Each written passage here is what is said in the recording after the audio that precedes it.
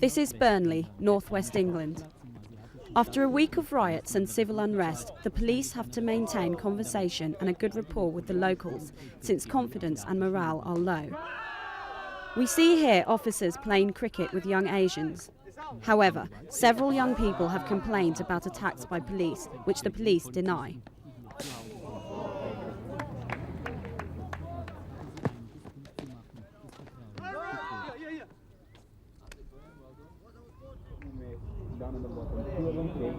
They brought me to this box here.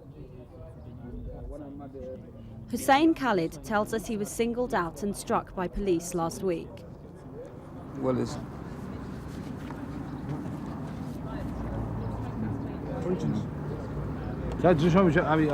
the way they had it, he had me like that, and he took me to this corner. When he took me to this corner, one had my arm around my back. So he waited me. The other one had this scarf around my face. He's covered my face, so I didn't know which one hit me with. And as soon as he hit me with that, the blood started pouring down my face. As you can see, the scarf is there to prove it. We didn't want no trouble here, you see. So that's why they used a bit of force, saying, "Look, we're the big boys here, and nobody should mess about." What do you think? Yeah, that's generally what happened, you see. So they picked on him to show their force.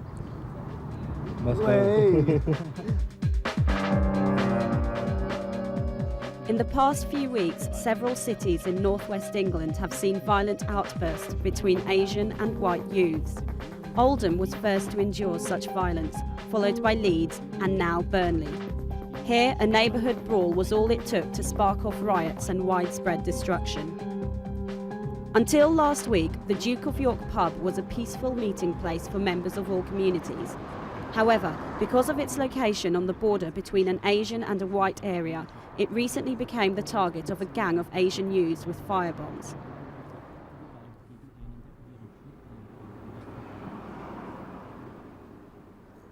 Pub landlady Mariah Coulston, who lived with her 2 children in the flat above, has had to close the pub. We're not racist, we never have been racist, so why they've done this, I don't know. Do you think the climate has changed here?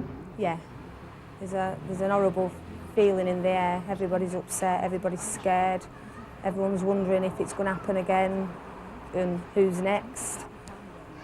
It needs to stop, something needs to be done, it needs to stop. Burnley is one of the several former textile industry cities in the northwest of England. Individual areas within the town belong to the poorest in Britain. These days, the old Queen Street Mill is a museum and the weavers are gone. Workers from Pakistan and Bangladesh were recruited during the 1950s when white locals gained other, better paid jobs. Today, 7% of Burnley is Asian. Unemployment and homelessness, which are particularly prevalent amongst young people, are believed to be the primary causes of growing racial tension. This is a message that people in Burnley have never been able to tell the country about, never been able to tell the government about, whether it's a Labour government or a Conservative government. No one's really recognised the scale of social deprivation in these areas, and I ought to add it, in other parts of the town. Many Asians today run their own businesses or drive taxis. Despite poor earnings and housing, the sense of community is far stronger here than in poor white areas.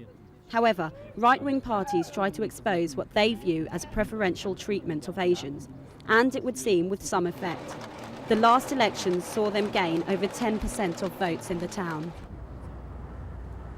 Since the violence first started, areas of Burnley remain in a state of unrest. Many businesses and restaurants are closed and taxi drivers are on strike from fear of being targeted by racist thugs. Every evening, hundreds of policemen roam the streets, ready to intervene at the smallest sign of disturbance. Caught unprepared when the trouble started, they are now determined to end the disruption. At present, demonstrations in the area are strictly forbidden. Labour councillor Stuart Caddy wants to tackle the division between the communities.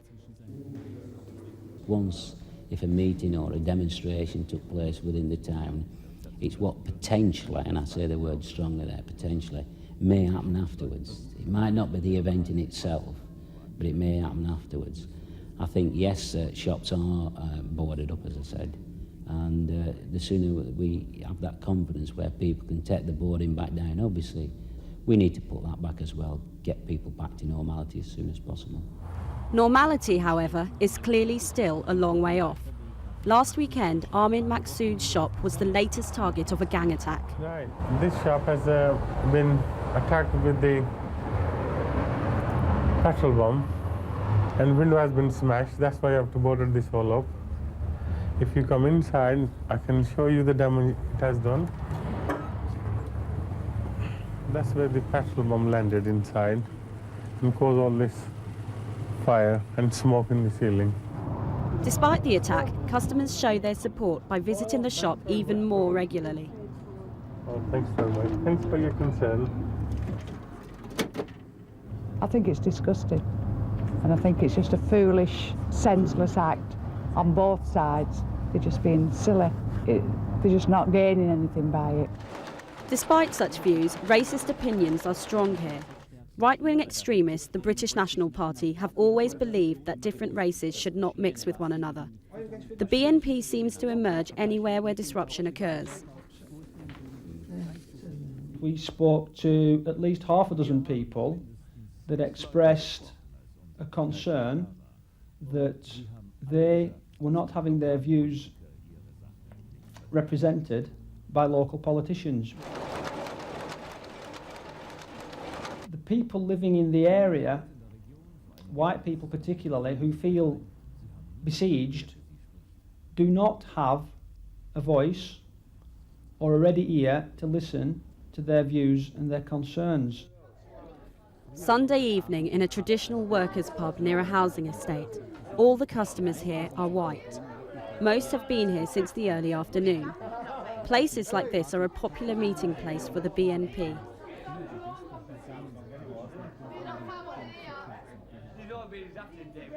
It's young that's causing the bother. It's not the old folk, just like it's my age. It's the young that's causing the bother.